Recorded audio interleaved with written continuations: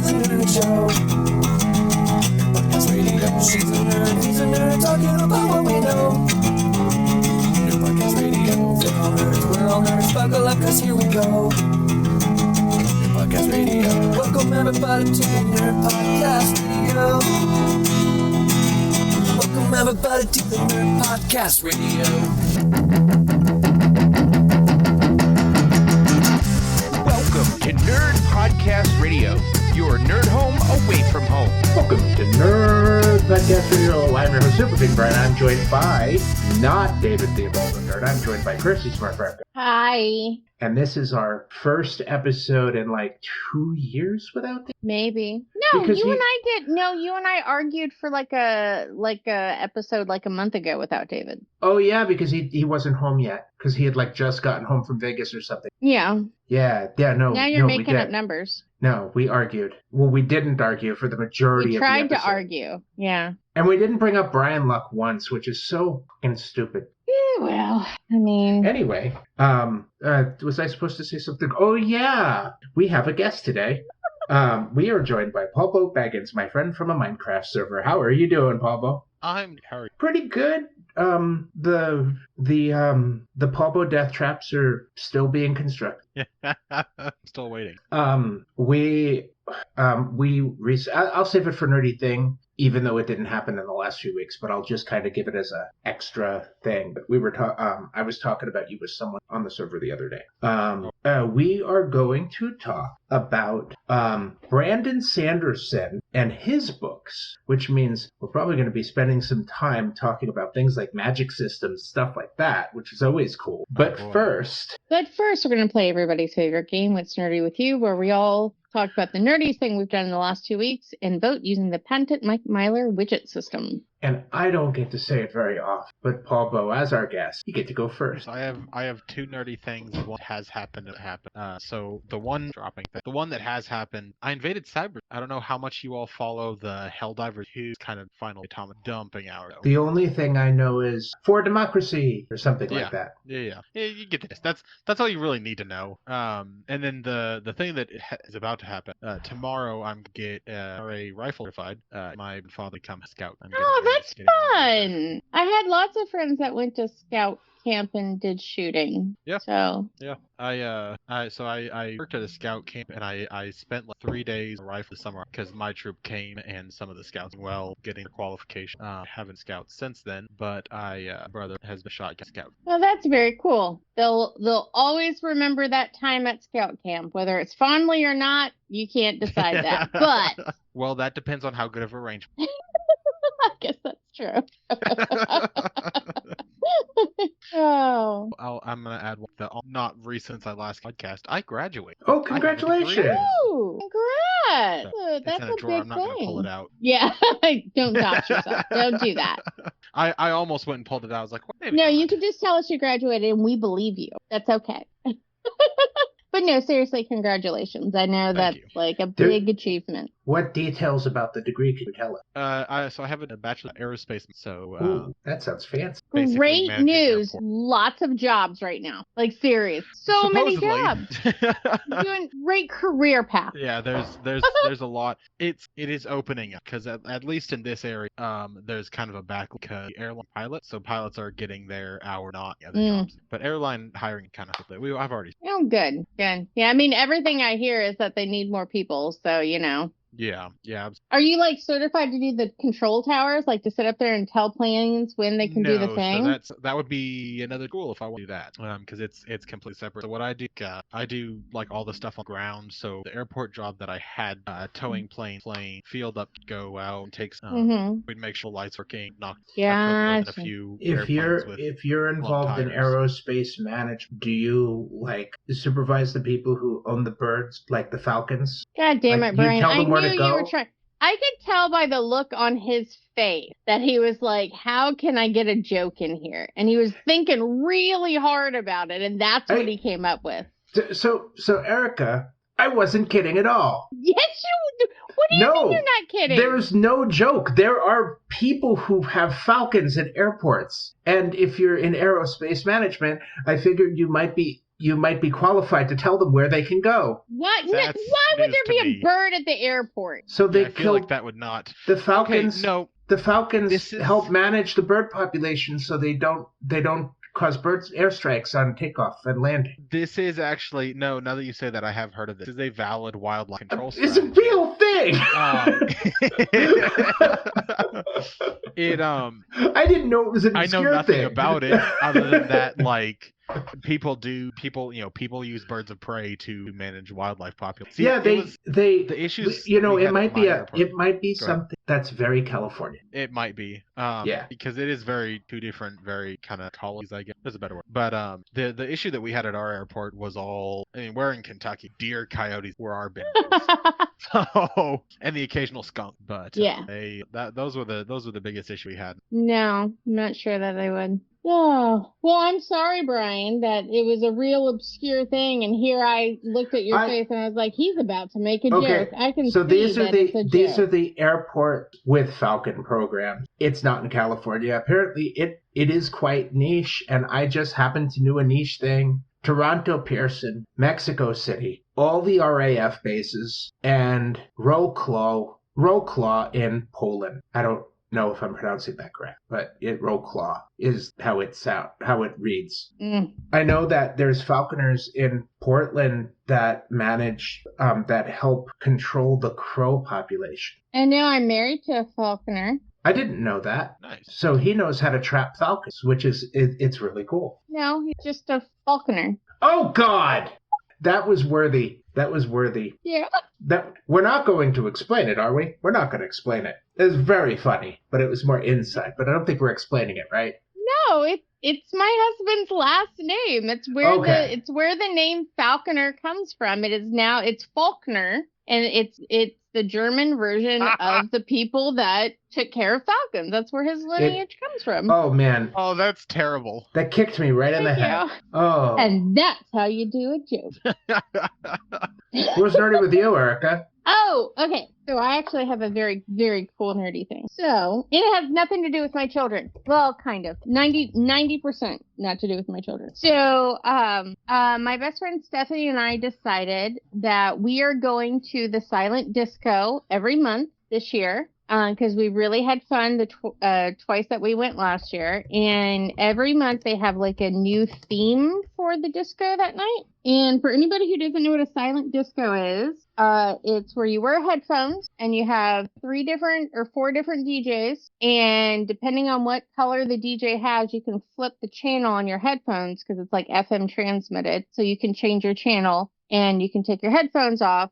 And there's no noise or anything, unless people are screaming. The song would definitely happen. So it's a lot of fun. So January's theme was cosplay, and I have a picture to show. Do you want to see? I didn't hear you. You're on mute. Are you muted because you have a bird? I'm not muted anymore, but I thumbs up. No, okay. I was muted because I was typing on the keyboard. Okay. I'm going to show my picture. Let me know when you can see it. And listeners, you can see this picture too. If on patreon.com/nerdpodcastradio you support it, you can see video of our shows. And you are Rosie the Riveter. Close. I'm a Fallout NPC. I'm a vault dweller. You are a vault dweller who's cosplaying as Rosie the Riveter. Yeah, sure. There's like you don't have the scarf on. You don't have the head.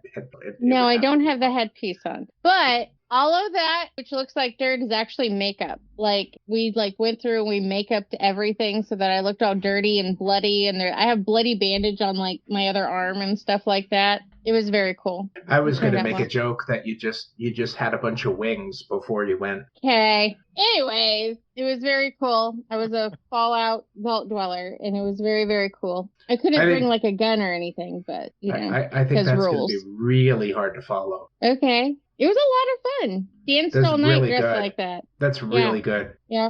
And I even you can't see it in that one picture, but I had red lipstick on, and on the side I actually smudged it down my face so it looked like I had been in a fight and everything. It was really, really good. Lee must have loved that you did that. Lee helped me. That was the 10%, is Lee did the makeup. Oh, okay. She helped me do the makeup and stuff for it. So it was really awesome. And my friend Stephanie went as, I'm not going to remember this because I didn't watch this. It was a character from the cartoon Recess. Starts with an S. It was like this little tough girl with a jacket and like little pigtails. It was cute. Yeah, you'll have to look it up because I can't remember the name of it. But she got recognized too, which was a lot of fun. But the best part was that at one point, one of the DJs started playing the theme song from Pokemon. And there were so many people dressed up as Pokemon, and only one guy dressed up as Ash Ketchum. And like he started running around the dance hall and gathering all the Pokemon. There was like somebody dressed up as Eevee, and somebody was Pikachu, and somebody was Jigglypuff. Like there was just like a bunch of them. It was really great. He just started gathering up all the people dressed as Pokemon. I didn't watch Recess, so I didn't know, but I did find a character named Spinelli. Spinelli, yes, that's it. With orange beanie. Yes, orange beanie. Yep, Spinelli. Yeah. That's who she dressed up as, and she was recognized. Somebody walked up, they go, "Are you Spinelli?" And she's like, "Yeah." And I'm like, "Yay! That means your cosplay has worked." I'm sure you got recognized from the video game because of the earrings and the jacket. Well, the jacket said Vault 111, so yeah, I mean, I absolutely got recognized. Yeah. So I wish I had. Here's the thing: is I didn't know it was a cosplay theme until 4 days before. So everything that I did was just stuff I had in my house already from Fallout. So I was that's nerdy-ish. That's super nerdy already, just because you made it from stuff you had, and you already kind of had the costume. Yeah, I already had it, so it all worked out. If you would have had more time, you could have showed up with like a prosthetic leg. If I would have had more time, I would have had Chris 3D print me a Pip-Boy. So, but I didn't have more time, and probably a pipe pistol as well. But I don't know if I would have been able to bring a pipe pistol there. I thought about it, but I was like, nah, never mind. So, yeah. Brian, what was nerdy with you? Okay, so I have a reputation as a game master in role-playing games for sometimes being a little outside the box. It is often described as mind fuckery. And so I will describe what my players went. They were transported to the font of creation, which is a dimension where wishes come from. That is the intersection of the Akashic record, the positive energy plane, and the maelstrom, where it is a white void where they rode on a ship on the ink of potentiality. And if you fell into the ink, you risked drowning in exposition. That's really cool. It is and I would say there's a lot of mind fuckery. There's a lot of puns happening. Yeah. So all of the characters were reskinned on entering the dimension. So the fighter became simplified in color and could see life bars and was made up of little blocks. That's fun. And I told him I'd give him a hero point if he could figure out a reason to beat up a car. Because he was a Street Fighter 2 character. The Poppet Monk turned into a cartoon character. The druid became hyper realistic, like modern Disney animation. Mm-hmm. And but like the live action animation, not like the cartoon. Yeah, I figured out what you're talking about. And the you're talking about like some cell shading kind of situation. Yeah. And there's a goblin in the party who is, he has a special ability to switch back and forth between the form of a goblin and a halfling, and he's split into both characters. Fun. And I told him, I was like, here you go, have fun. That sounds really fun. Yeah, and in very the next clever, game, I might ask. Oh, thanks. It's very clever. I like it. In the next game, they are going to encounter the shop that never was and never will be. And it is a outline of a shop with a shopkeeper with no features T-posing until they get close. And then he shifts into position, and he doesn't have a face unless he talks. And then he has a face just overlaid over his blank face. And if he leans forward, sometimes the face stays in the same position. Is this like that, like for those people that always think they're going to start their own business, but then they don't, and that's why it's the shop of never was and never will be? What it basically started out as I wrote down the words, the shop that never was and never will be, and then had an idea that it's the NPC template for the universe. And the things you buy at the shop are concepts, and you pay for them with concepts. So, like, for example, you can pay with your health and permanently give up your max health to retrain an ability, and you're allowed to retrain to an ability that you don't have the prerequisite. Okay. Yeah, you can do some wild stuff. But, like, for example, if you try to retrain into something way too complicated, like you try to get master level spells when you don't have basic yet, Yeah. you kill yourself rather than get it. Yeah. I mean, I figured there were some sort of limitations. I also made up some items for it, like you can buy Chekhov's gun. I love it. Yeah. Oh, nice. Yeah, if you show it to anyone, that person will be shot by it at some point in the future. Oh, that's fun. Yeah. Oh, I love that. Yeah. You You have have it wrapped to up at all times, so if somebody sees it, they'll get shot. That's crazy. you have to trade the memory of someone you loved. Oh. Yeah. Wow. Yeah, that's next.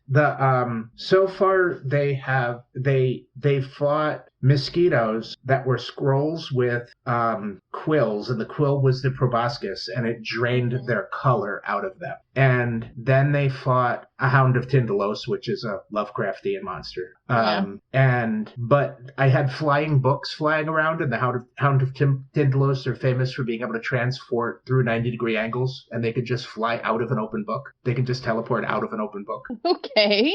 Yeah, and then after they go to the shop, so this party shared all of the characters they could have played. Mm-hmm. So they're going to fight those characters. That's fun. All right. Yeah, the only exception to that is our fighter only ever shared that he was playing that fighter. But So he has to fight himself? He's a high roleplay character. He's a high roleplay player, and he doesn't optimize. So the one he fights is going to be a min-maxed version of that character. Okay. And she's going to say things like, "How did you hit me? My armor is way too high." And he'll be able to see the life bar, too, which is great. Yeah. I also gave him a combo bar, so he can do a super move. Okay. Yeah, if he hits or gets hit a total of 3 times in combination, his next hit is max damage and crit automatic. Yeah, just for fun. And they don't know it, but they can't die there. Oh, but they don't know it, which is always fun. Yeah, I wanted to do the idea of like multiple lives in a video game, and even do like the thing where the druid had jumped into the water and he critted on his save for the being drowned in exposition, so I actually gave him clear exposition as to what was going on. That's funny. I was really happy because I was trying really hard to describe everything out of context. So when he fell into the ink, I said, you look up and you see an outline of the ship, and it looks like a wireframe, but you don't feel like you're in liquid. You kind of below the liquid. And he goes, so I no-clipped out of the universe. And I'm like, oh, thank God you could tell what I was saying. Yeah. That's fun. Yeah, the ocean isn't there if you fly away from the ship. If you have like the ability to fly away from the ship, the ocean rights itself as the ship moves. They actually haven't moved the ship yet. That reminds me a lot of the Starless Sea. Have you read the Starless Sea? No. Oh, yeah, it's very similar to, yeah. I was thinking kind of like Riverworld. Not the same, but like, is that Rimworld? Rimworld, yeah. I was like Riverworld. Yeah, Rimworld with the river and with Mark Twain and... Yeah. Yeah, but I like the idea of... I wanted to do meta, but not have it be too crazy. It is pretty crazy, but I didn't want it to be too insane. And they're going to leave here. I thought it would be a good way to give them some cool magic items. Oh, I agree. The reason I brought up the Starless Sea is in the Starless Sea, like the whole idea is about stories. Like that's what the whole book is about the stories we tell ourselves and the stories that are around us. And it talks about, a sea that connects everything infinitely, which is what, when you were talking, I was like, I do the Starless Sea, which is one of Lee's favorite books. So I'm actually going with her. She wants to get a tattoo. So we're going to get her first tattoo. Nice. Yeah. Nice. I look forward to finding out what that is. It's supposed to be a little one, she said. but something So- from the book. So I could talk about that game all day, but I can't because we have time limits and stuff. So instead of that, I'm going to say, Paulbo, there are 3 of us, so you have 4 widgets to hand out. Who do you give them to? Widgets. Okay. So I'll save this discussion. My point goes discussion. I'm gonna even split them. I'm gonna give 2 Brian and Erica. Brian, I absolutely love D&D and I lived there. Erica, I'm giving you 2 because I love the cosplay. I Fallout is always that I've looked at and thought, man, that seems fun to play, and then never bought or put any time into.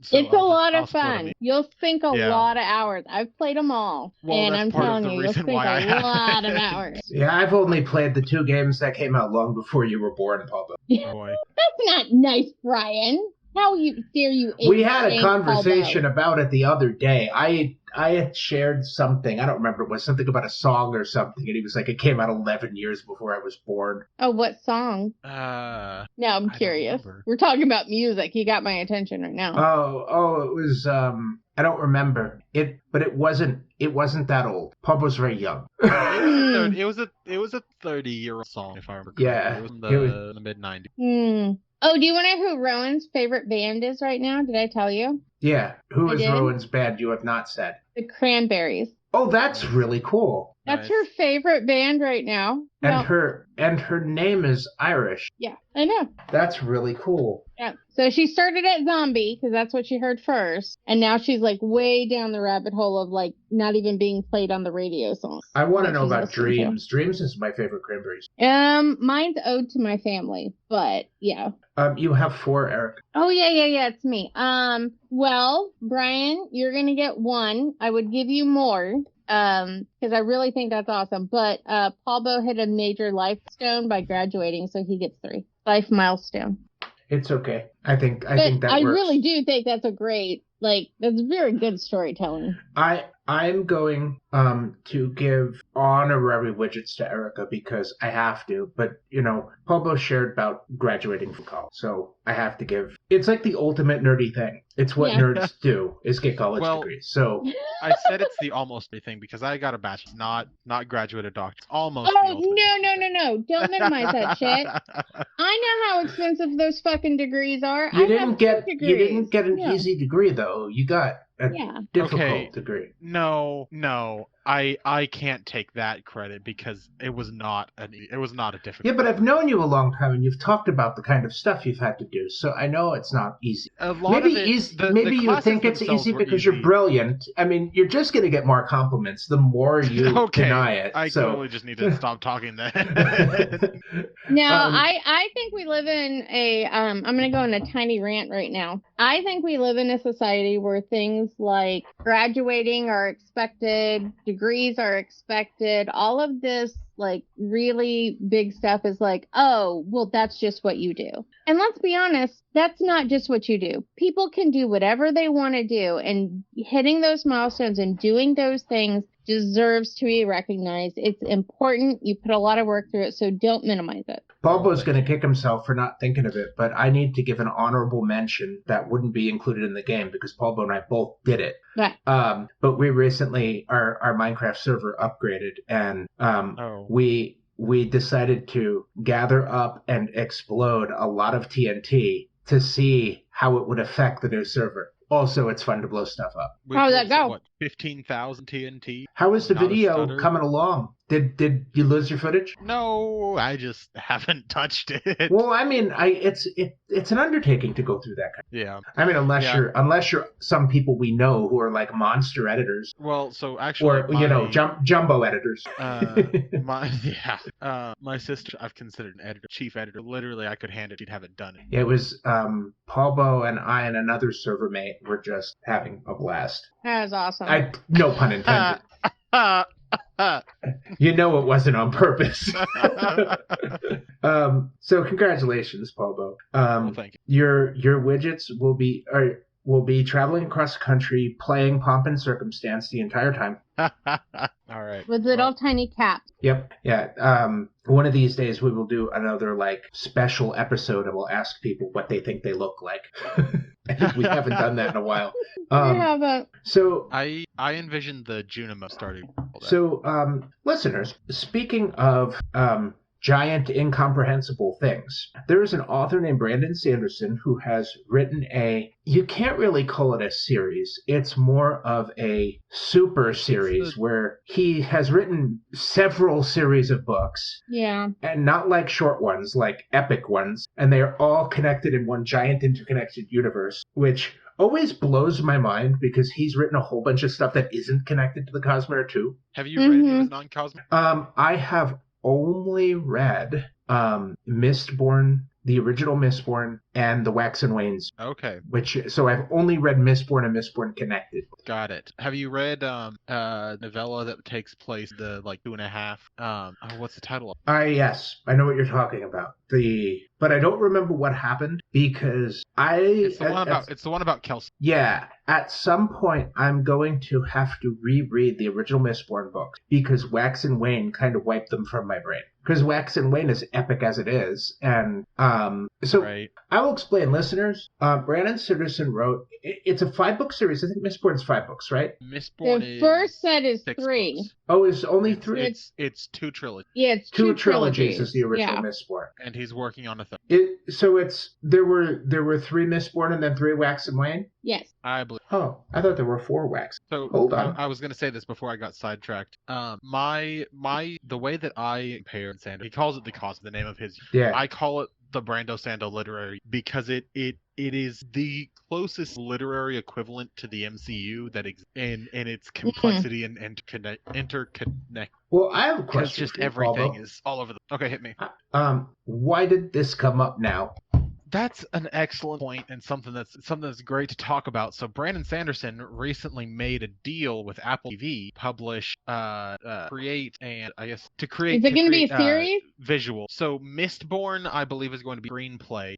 He is writing the first Mist, and making the Stormlight Archive AT. And he maintains full creative control. Good so for it is him. All, yes. Yeah. So I am. That's I am fantastic. looking forward to it, and it is quite. The original. So we have the original. I'm going to clarify something we mentioned before, just a number of books before we move on. The original trilogy of Mistborn is 3 books. Then Wax and Wane is 4. And then there's a few little novellas that fit in between places. Okay. And Erica, you go 4. ahead. But I want to just put a little bookmark down that I want to make sure we explain what the whole idea of the different eras of Mistborn is. And we'll talk about that later, but I wanted to bring it up so we don't forget. And then, Erica, you go ahead. I've only read the first set of Mistborn. We won't spoil anything. I just want to give an idea of what Brandon Sanderson's plan is for Mistborn, which is kind of cool to talk about. I was still on what we've read of Brandon Sanderson, so I've read I've read the first 3 of the Mistborn. I've read all the secret projects, which are great, and I've read Stormlight and Warbringer. That's what I've series. That's what I've read of his, but I haven't read anything non-Cosmere. I was looking at Skyward. I know my husband read Skyward, but I didn't. One of the ways I treat novels is if I don't feel engaged by the second or third chapter, I shelve them for a little while, and I did that with Stormlight. So I've never finished it, but I probably will at some point. I mean, it's got to be good. Everyone says. I like that. Yeah. So that is the issue with Stormlight, and don't get me wrong, it is Brandon Sander's incredible series. If you're worried about being engaged early, it's not, because the entire first book is him introducing you won't be engaged until half, because that's just how it's set up. It's very much a slow kind of. Oh, it's the same. Go ahead. I think you're going to say the same thing I am, so go ahead. I was going to say it's the same thing for Magician Apprentice. That's what I was going to say. Yep. Yeah. It's a slow burn, but once you get at it, it's great. I'm sorry, I didn't mean to steal your thing, Brian. No, it's okay. I've heard the same thing. I haven't read it, but I've heard the same thing about The Eye of the World from Wheel of Time from Robert Jordan, that it's just you have to get 3/4 of the way through the first book to get engaged in the series at all, and the book is 1,000,000 pages. I was not that way at all. I was probably from the third or fourth chapter. I was like, what is happening? I was just in it for the Eye of the World. So, But there's like the King Killer Chronicles. I was engaged through the whole thing. I never had to. It's longer than the Eye of the World, and I never had to get engaged. And but I am one of those people that wants to hunt down Patrick Rothfuss and shake him by the shoulders because he hasn't written the third book yet. Yeah, is that the one I'm thinking of? What's the name of it? The King Killer Chronicles. The Name of the Wind and Wise Man's Fear. Yeah. Yeah, I'd like to shake that motherfucker too. Yeah. I want to fucking know what happened. I'm so annoyed. It's so good. The world is built so... Okay, this is how much I really liked that book. When I finished it, well, all of them, because I read the two, and then he's got the little novella with him, right? So I read all of those. And I was like, I have nothing else to read. And then it was probably like a year ago, I was sitting in a bookstore. It was like a really big bookstore. And my knee was hurting, so I was like sitting down and I was sitting in the fiction section looking at all the books around me going, read that, like the fantasy sci-fi section, nothing. But anyways, and like somebody people were walking in and they were talking and I was like, oh yeah, I read that. That's really good. I was like, but if you really want to read a good book, you're like, and I would like hand that book to people, The Name of the Wind. I handed it to like 3 different people that bought it that day. Paulbo, are you familiar with Patrick Rothfuss and the King Killer Chronicles? I know of Patrick Rothfuss and his books. I know that he and Brandon Sanderson have just done stuff. To give an idea, listeners, Patrick Roth was a guest on season 1 of Critical Role way back in the day. He had already finished the second book back then, and we're still waiting for the third one. Very annoyed. If this turns out to be another J.R.R. Martin situation, I'm gonna be really mad. Yeah, well, he's never gonna finish. I know. I have a friend Patrick that is like finishes, conspiratorial about it, that like George R. R. Martin was paid off by HBO to never finish the book. Who is that? A friend of mine is very conspiratorial and is like George R. R. Martin was paid off by HBO. Think it is? Sandro. Yeah. I thought it was Sandro. Yeah. I agree with Sandro. I think Sandro's right. Sandro, if you're listening, you're 100% right. HBO paid him Sandro off. has never listened to the podcast and never will. And I can say it. Sandro is one of the coolest, smartest people I know, and he will never hear it. I'll just text him meow. Sandro meows a lot. I'm going to tell a story. So Eric and I have a mutual friend. He's a friend I have had since I was 12 years old. And quite a few years ago, he works at a casino, and there was a slot machine that meows. And he started meowing in conversation, and this has lasted almost 10 years now. Alrighty then. And his explanation is, to survive in food service for as long as he has, you have to be about 10% insane to not go completely insane from working in foods. Because he's worked in food service for like over 20 years. The same. Yep. So he has done things like take the peels off lemons and make snail races on the bar and just all sorts of insane. He actually is the person who introduced me to Miss, so that is relevant. Yo. Yeah. Oh, my dad's the one that introduced me to Mistborn. Doesn't surprise me. Your brother is the person who made me read it. Sandro told me about it. Erica's brother was like, you have to read it. And by saying that, I confused the hell out of listeners by saying I was like, Erica's everybody's brother. Very confused right now. Now you have to explain how you're my brother. Nah, we'll explain in the bonus. We'll explain in the bonus episode. It's super confusing. I mean, I think we've said. I'll share. We are not blood related, but we are siblings, and we're not adopted by the same parents formally. But that's enough. Yeah. Yeah, chosen family. We are at. We got plenty of time. I'm gonna start talking about magic system. So yeah, let's just ask the hard question. Paulbo, please explain the magic system from the Mistborn series. Sorry, it's so I'm gonna keep it to Mistborn. I'm not gonna get into the full Cosmere-wide magic system element. We can start with Cosmere and talk about like shards of chaos and shards of gods and stuff. So okay, so we'll Mistborn. Okay, I'm going to give a very brief description. So in the Cosmere there are the gods, and I say that with air quotes.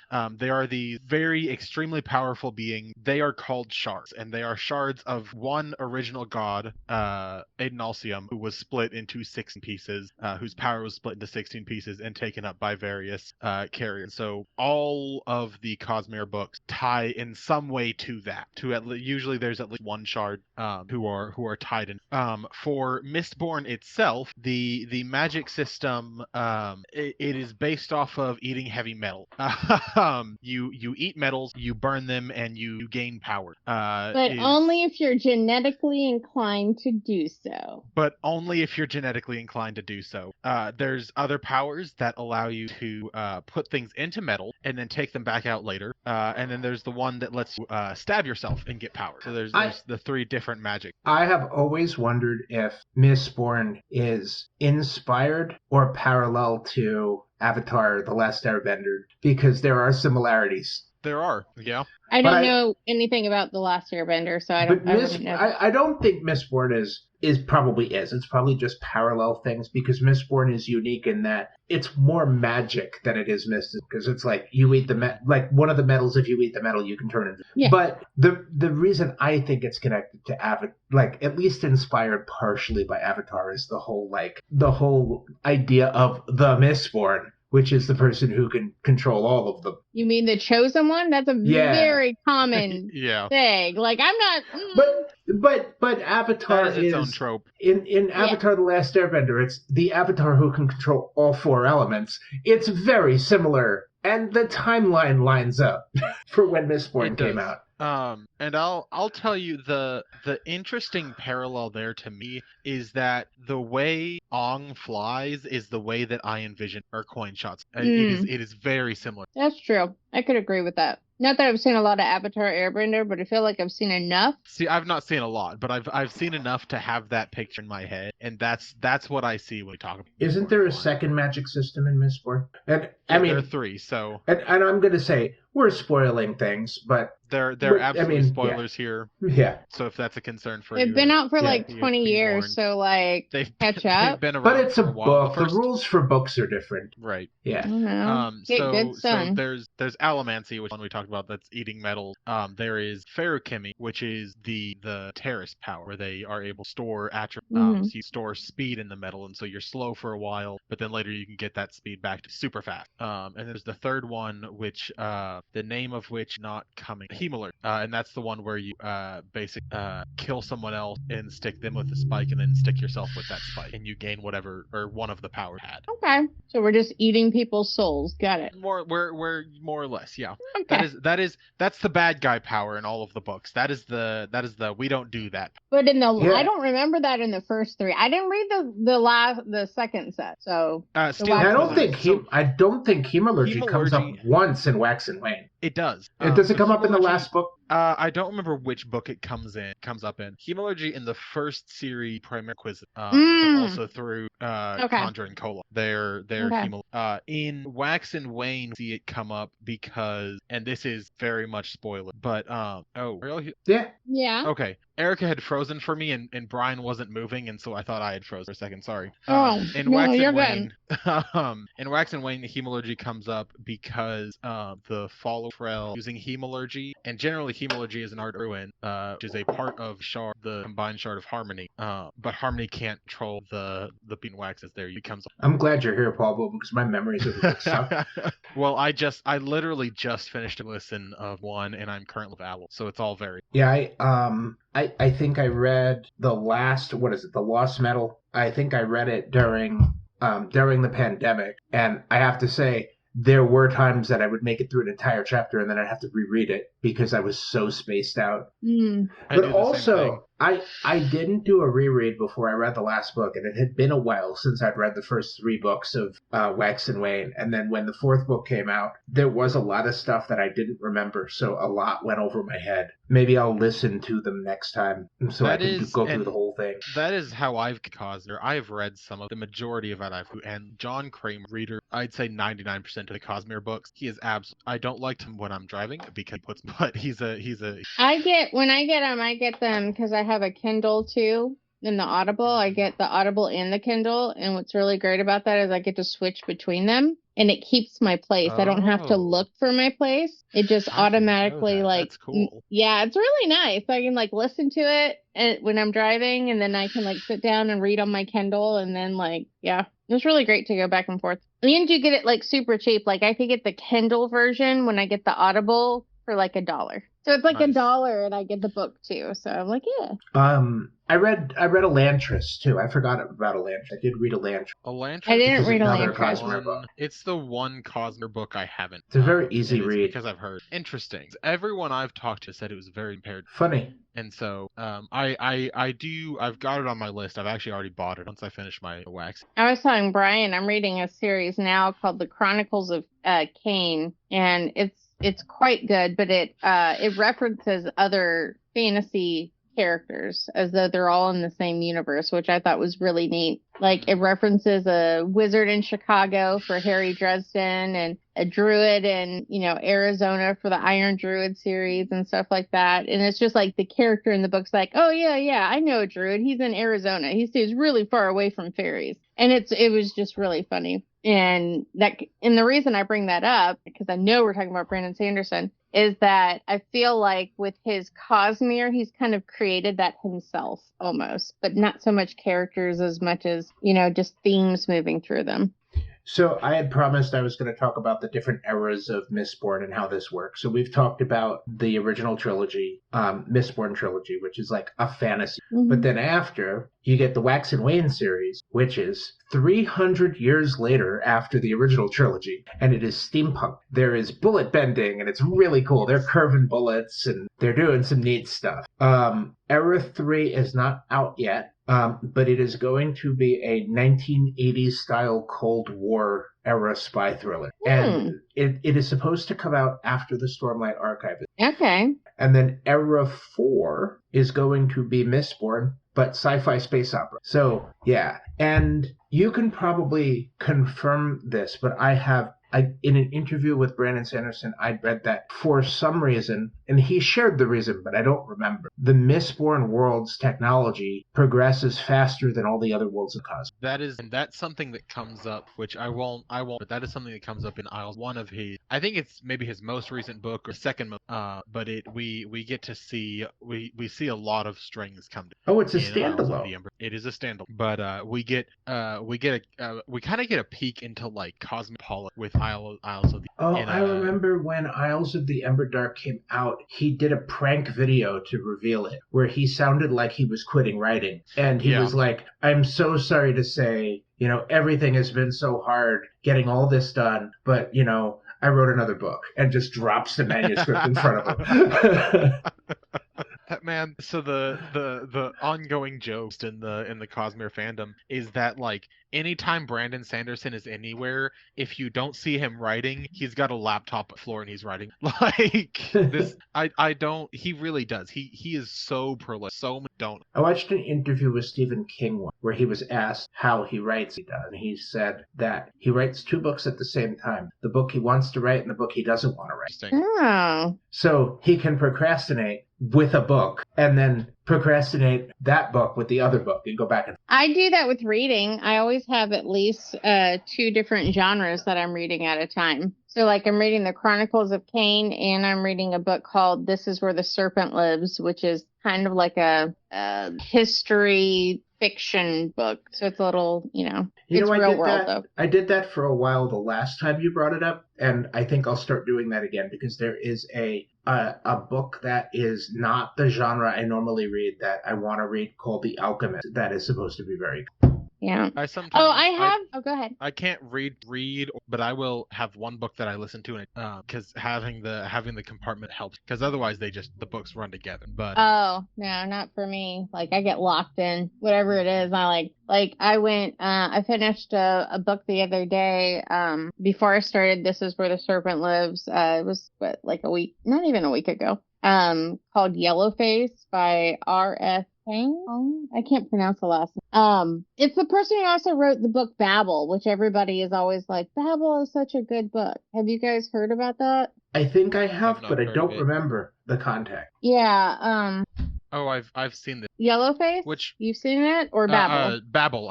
I'll Yeah. share really quick a little library trick tool that I have. There's this website called Fantastic Fiction that is Oh, okay. absolutely incredible. It has almost every novel ever written catalog. So you can search by Ooh. author, book, or series. Like if I go into this author, I can all of their books. So I've been keeping Brandon Sanderson's page, which is but I've been keeping. It's called Fantastic Yeah. Fiction. I thought I'd share for a second because it's Oh no, I'm in here now. Books. Yeah. So okay. So I have tried to read this author a few times. I tried Babel because everybody is it was Babel like, and Arcane History? yes. Okay. R.F. Quang. I don't know how to pronounce that. I feel so bad. But anyways, yeah, no, it's that author. And here's the thing. I read the Poppy War. I got 90% way through the second of the trilogy for Poppy War. It's amazing. Don't get me wrong. It's very, very good. But it's so gruesome. As a war book should be. Like, she doesn't,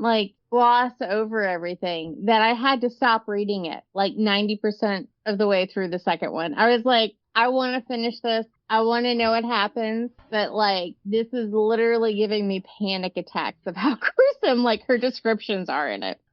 Here's some help, Erica. It's Kwang. Kwang. Yeah, rhymes Okay. with song or long. Okay, Kwang. Thank you.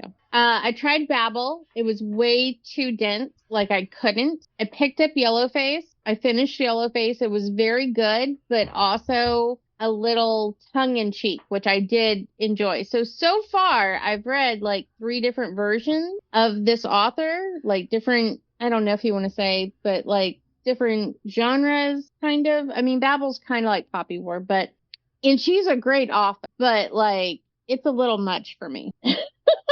I know I had a point, but you distracted me with this Fantastic Fiction page, so now I don't know what that point was, Paulbo, but there was a point in bringing it up. Oh, that I finished the book. Yeah. So I finished that one, and I started the serpent book, where the serpent lives, and they're very different from the other ones. But I always like having 2 different genres that I'm reading at the same time, and maybe that's why I don't get them confused, Paulbo. It's because it's always 2 different genres. There's always one that's a fantasy or sci-fi. Don't get me wrong. There's not enough of them out there for me to keep, I'm going to die and be like, what else is there to read at this point? But then I also want to read something that's not this genre that I love. And so it's nice to be able to go back and forth. So sometimes it's a horror book. Sometimes it's a mystery. Sometimes it's, historical fiction, just depends. So I will, since sci-fi. I think I know but have you read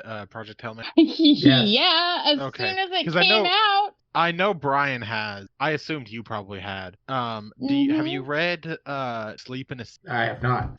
So it is a adult fiction sci-fi that was written by Christopher Paolini, who is the author of Aragon, the Children's Dragon book. It is I do. I enjoy sci-fi a lot. The Ender series is one of my favorites. I would put Sleep in a Sea of Stars probably in my top 15 books ever, and probably my number sci-fi. Really? All right. I will add that to the Ender's Game and Project Helmet. Yeah. And I mean, Ender's Game is just the whole thing. I read the whole thing, every single one of them, not just Ender's Game, every freaking one of them. It's just so good. Oh, I have to read To Sleep in a Sea of Stars now. And apparently the prequel's already out. There's a prequel? Yeah, it's called Fractal Noise. Oh, yeah. I did not know that. I got that from his website. Oh, I read The Children of Time, and that author gave this a great review. I thought Children of Time was great. In Pandora's Star, I read that. All right. So all these other sci-fi authors are like, this is great. I read The Sea of Tranquility. That one's on. Look, we're in a rabbit hole, Brian. Stop trying to break up the rabbit hole. Don't. Well, you're going to have plenty of time to share things you've read, because I have a question for both people. I was going to say we have 15 minutes left before we have to jump at the bonus essay. Let's tangent and talk about our most niche favorite books, like books that other people we know have never heard of, and then maybe we'll surprise you.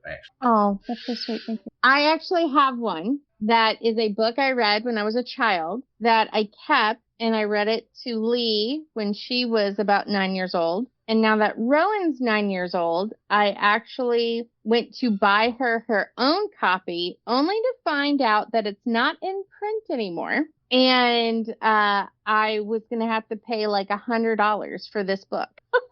And it's a kid's book. Don't get me wrong. It is for that age range, called The Furthest Away Mountain. And it's like a fantasy book. It's by Leanne Reed Banks or something like that? Reed Banks? Yes. Yeah, she did the Indian in the Cupboard too. Yes. Yeah. Yeah, she did the Indian in the Cupboard too. But this book, like, I remember reading it at that age, and I remember it, like, completely kind of transformed, like, the way I thought about the world. It really gave, like, from a kid's perspective, like, it's not, like, the deepest book ever, but it brought up, like, some things about how things aren't always what they seem in a way that was really neat and interesting to me. And so I read it to my kids. And so I had to order Rowan a copy of it. But we're talking about niche. I think that's a pretty niche book. That's so to follow that up, I also have a book, or really a series on deck, which is also a children's. So there's and the reason I have this pulled up is Brian was talking about think about. So there is a series called, and it's about this kid worked in parallel reality where like they create reality. And so like there's a scene where he's on the train, and the train stops at the olfactory, where everyone will fact. And it is just filled with puns. Like there's a book department, and he has an encounter with the bed bugs who make nightmares.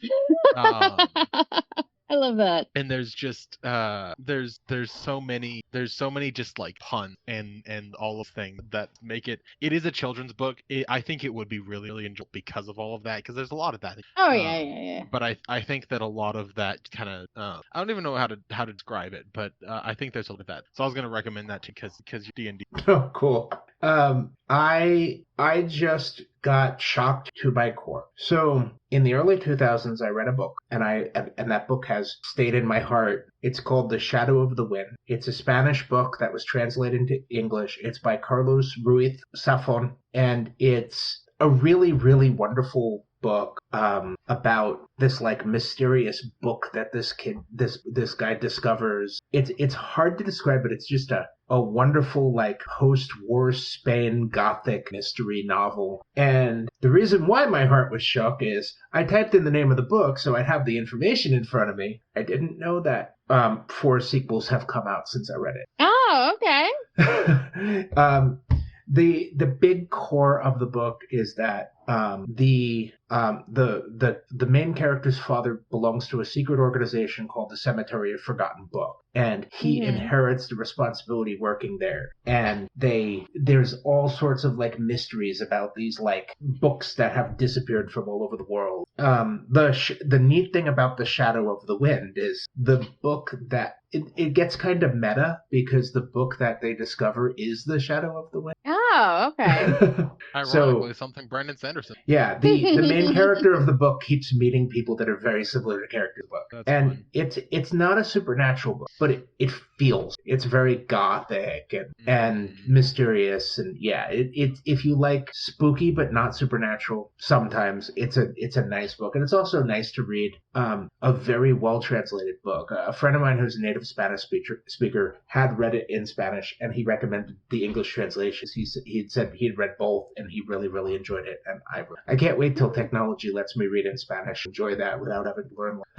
We need that neural interface where it'll just beam the meaning of the words into my brain. That's fun. Yeah, I just There looked you that go. up. I'm going to add that to my list. I have a never-ending list of books. I am at the point in my life where I realize I will absolutely never be able to like finish that list. I just don't think so. I read a book true a book week, and I enthusiast. cannot hit that list. True book enthusiast is not one who finishes but is able to rank their TBR and finish the books they really. Oh. My last reading challenge broke my brain. I don't think I ever shared this on the podcast. So Yeah. I got a membership to the Kindle Unlimited thing a while back. And Yeah, I have that. I got a bunch. Well, I started just grabbing the books they recommended me randomly, reading them one at a time. And the challenge was to see how many I could read before I accidentally got to smut. How far did you get? I made it through a series that wasn't, and then I read a book that was really good, and I was excited about the sequel. And the sequel was surprise. Oh, okay. It really shocked me. It was like a trap because the first book was pretty good, but the sequel was surprise smut. It was basically it was a book that was inspired by the Universal Monster. All the characters were inspired by the Universal Monster. And then the sequel came out and they all fucked each other. Because why not? But that first book, I was like, oh, this is pretty good. I can't wait to read the sequel. And it was just instant smut. And it caught me off guard because I wasn't expecting it. I don't remember the name of the book. I'm sorry if that's a tease. It was a while ago. Oh, no, that's fine. Fair enough. If you listen to every episode of the podcast, I did share the name of the book when I read it. You have to go back and listen to every single one of them. I don't know which one I mentioned it in, but it's in one of them.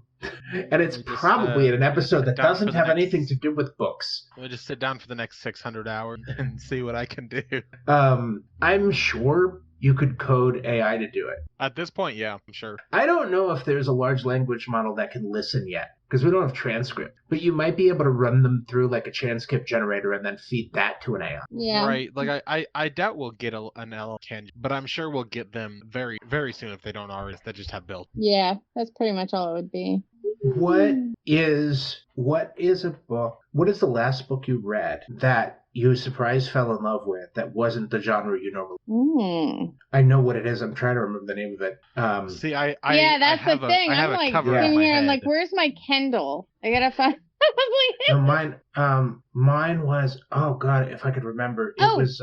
Mine was The Spell Shop. The Spell Shop. The Spell Shop. It's a romance book. It's a cozy romance book, which is not normally what I read. I love like the big epics and, politics and, all the things, all the magic and everything. But The Spell Shop, that is not normally what I read. But it was really, really good. And so I got the second one in that series from that author. But I think I'm allowed to say cozy romance books being a girl. I think like if Brian was like, I read a cozy romance book, I'd be like, Brian, really? I would be really surprised. I was surprised when you said you read a cozy book because I know, because I hate romance. We had a whole podcast episode where all you talked about is how much you hate romance. I do. Mostly romantic movies. There is a role-playing game that uses the Fate Core system called Mindjammer, and there is a book in that role-playing game series called Star Blazer. The game is based on the book, and it's sci-fi, but it's very, very deep post-humanist sci-fi, where it is so far in the future. The premise is that faster than light travel was just recently developed. But when they use it, they find civilizations on planets that were created by Earth colonists that left before faster than light travel was developed. So there are entire planets inhabited by humans that through technology or genetics or whatever have survived on these planets. It's like human terraforming. And they're not recognizable as human anymore because it was thousands of years to develop faster than light travel. And so they go out with faster light travel and it's like, oh, there are squid aliens on this planet, but they're human. What did you say the title of the book was? It's called Star Blazer, I believe. I feel like that's still in your wheelhouse, though. I don't. Well, at the time, I hadn't read a lot of sci-fi. Okay. And I think that was... honestly, space opera sci-fi is very out of my wheelhouse. Okay. Yeah, I'm not... I hadn't read any. And, I've never read a Star Wars novel. No, not true. I read some of I read Aftermath, which is the Star Wars, the canon Star Wars novel series, like the ones that came out after Disney bought Star Wars. Yeah. I've never read a Galaxy, and I did it specifically to troll David. I read a canon Star Wars novel so I could joke that I read canon. I didn't read the non-canon. I didn't read the non-canon legacy ones. So Um, I'll share my book because it actually ties. So her name is Claudia Gray, and she wrote some Star Wars. And I'd read through all of her Star Wars novel, and I found called Fly the Star. It's part of a series, but it's a sci-fi like YA, which is not at all. And this has been since but it was absolutely not at all on my list still. But it was entire. I don't Star Brian. Sorry, I'm hung up on them trying. it's let me find it. It's Mindjammer. Maybe I'm getting the name of the novel that's part of it wrong. Okay, the novel is Mindjammer by Sarah Newton. Okay. And there was a role-playing game based on it. Oh, interesting. Yeah, when I read the other name, I was reading a book that she had also written, but Mindjammer was the one I read. I'm just sitting here adding books to my wish list. Like, as we're talking, I'm like, add. I got invited by a group to play the role-playing game, and I played it for a short while. I quit because we weren't playing regularly, and I was getting annoyed. I wanted a consistent game. But it was a very fun game, and it was what introduced me to the Fate role-playing game system, and that was when I'd run that Fate role-playing game episode, when we did an episode of the podcast where I ran the game, like shortly after I'd played Mindjammer. So I think I know, but what is a Fate? Fate is a role-playing game system that it's very focused on narrative control.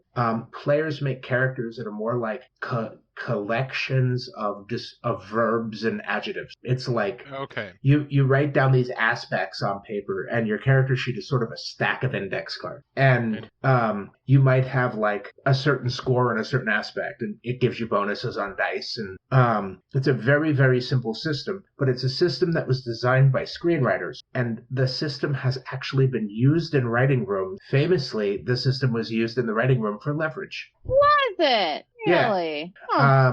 I learned that on an episode of that Will Wheaton show where they played board games. I can't think of the name of it. I can't think of it either. Yeah, they played Fate RPG. It was the first time I'd seen anyone play Fate RPG. They played on Will Wheaton's tabletop.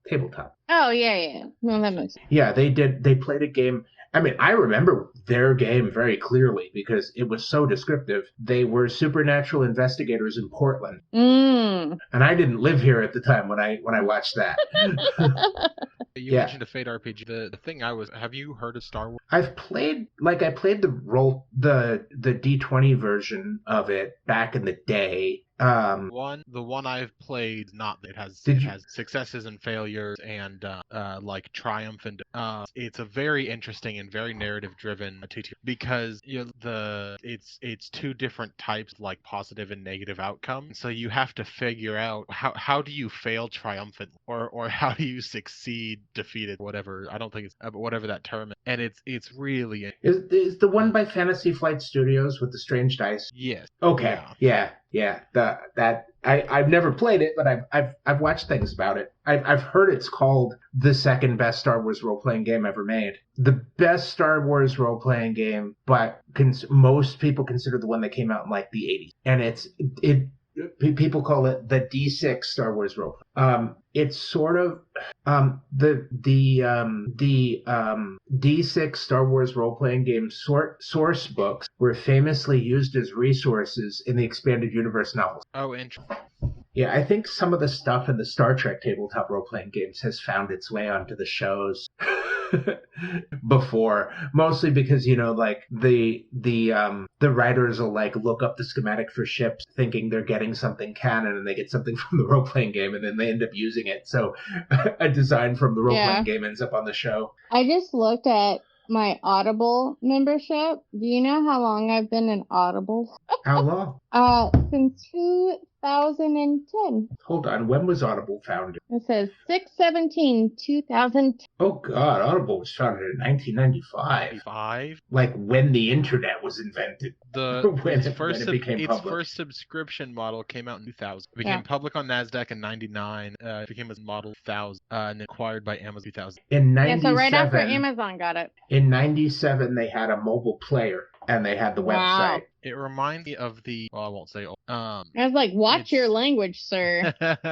It reminds me of these devices that a lot of public libraries have called Away, and it's basically an MP3 player that has one audio, and they suck, honestly.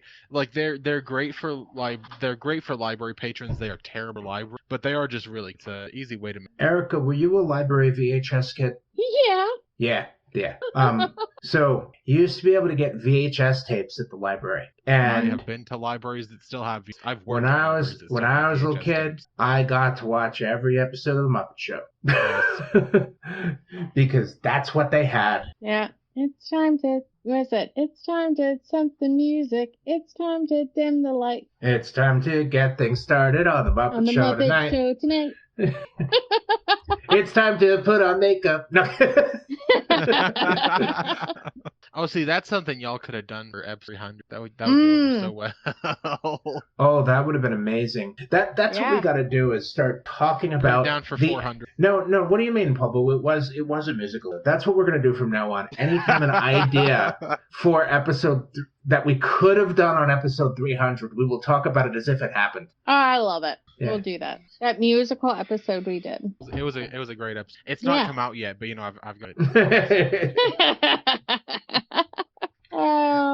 Yeah, episode 300 is recorded and will be up. But what's funny is it'll probably be up a week after this one. I mean, we're in this weird state where we have a buffer now. So the episodes you're listening to were recorded a few weeks before they were posted.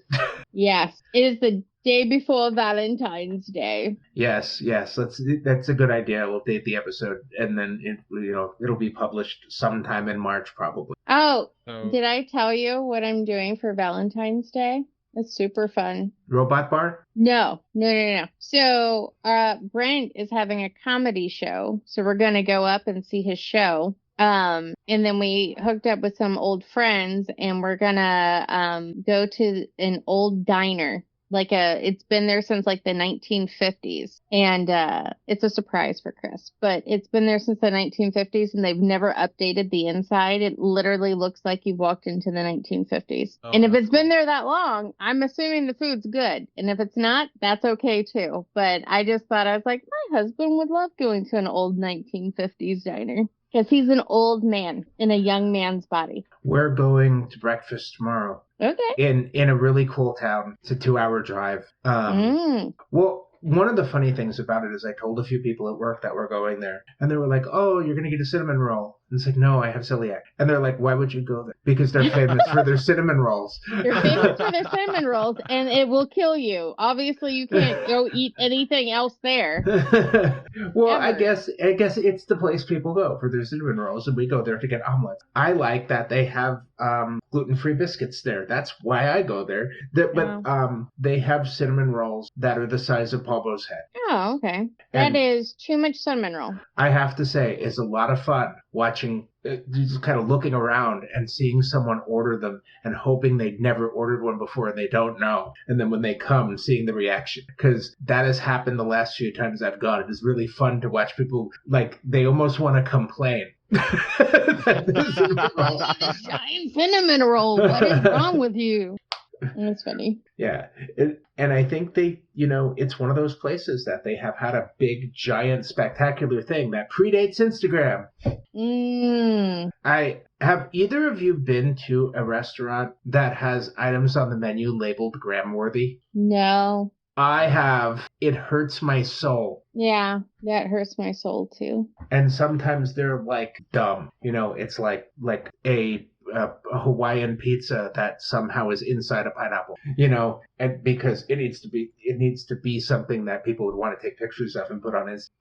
I can't do all that. I also don't have social media. Or alcoholic drinks that are so freaking big that 4 people shouldn't drink them, but they're spectacular, so they'll look really good in a picture. I never think of that. I haven't posted. 2 years. That's actually less. That's thought. It's starting to go the way of Facebook. Like people of the people that are not old aren't on it. Well, see, it's my generous face. Well, like, I mean, it still is very commonly used. Like, I get people telling me, like, "Oh, are you on Instagram?" It's like, no, I'm not. Sorry. No. Well, I am, but not. Because the podcast is on it, but I'm not on it. Yeah, I'm not on Facebook. I'm not on Instagram. I'm not on Twitter. I'm not on any of that. The only social media I have is Reddit, and I love Reddit. But apparently I don't go to the same places on Reddit everybody else. Because every time I tell somebody I'm on Reddit, they're like, oh, it's like I said 4chan or something. I'm on Reddit a lot. And Reddit is just, it's unique. And that's the best I can say. It's just very unique. I very often go on Google and type in something like brand of dishwasher, Reddit. Yeah. And there will be a 9-page thread discussing the merits of that brand of dishwasher or the specific model of dishwasher. Mm-hmm. And there would be somebody who like wrote schematics comparing it to all the different kinds of dishwashers. And maybe the guy who like wrote the technical manual for it is in that Reddit answering questions. Yeah. And that's why Reddit's great. That's why it's great. It's like a communal place that everybody can come to. And that's why Reddit is great, but that's also the reason that Reddit is terrible is because there's been a way for it. A lot of that kind of thing has gone to, and it sucks because Discord isn't searchable. Yeah. And so you just get 3 people answer the same questions over, but nobody ever posts on Reddit. Sorry, I don't know who nobody is. I have a whole post rant, on Reddit like weekly. It's still used a lot, but people don't use that kind of stuff as it's not really like the hub. Man, I use it for gardening. I'm in like several different gardening groups. I'm in several different book groups. I'm like video game groups. Like anything I have an interest in, like that's my social media.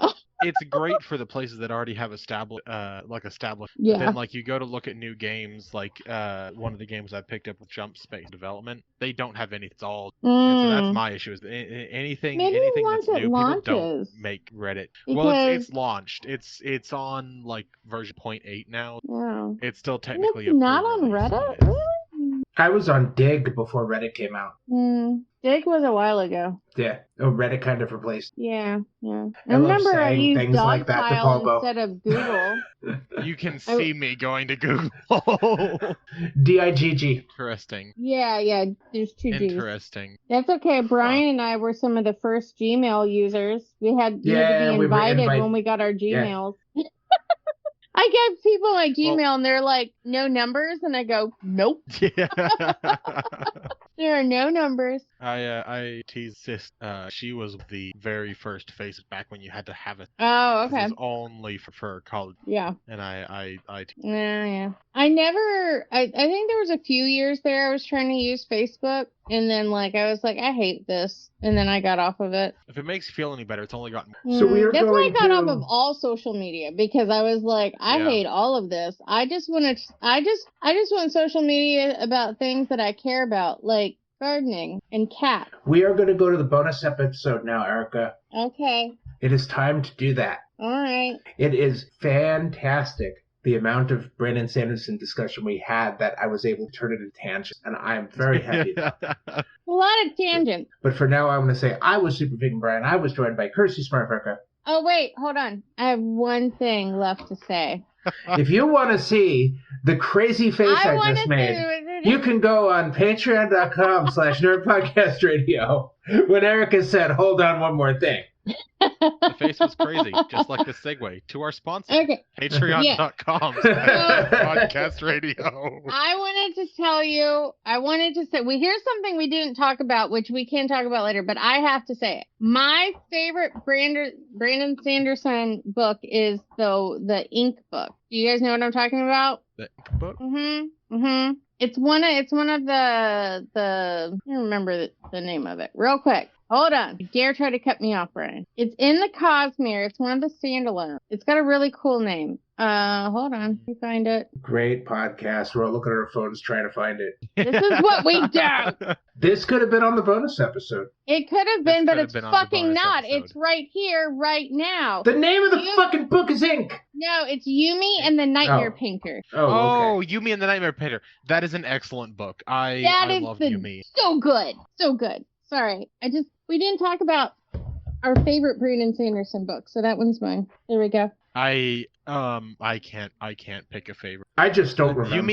Yumi is Kids today expect me to remember the names, subjects, favorites of books I've read. Oh, I had to look up everything. I can sit here and tell you the story, but like I couldn't remember the name. I was like, there's something to do with ink. Well, it's paint, not ink. It was close, but Mistborn. I love the Mistborn. Ocean's 11 meets the Roman Empire.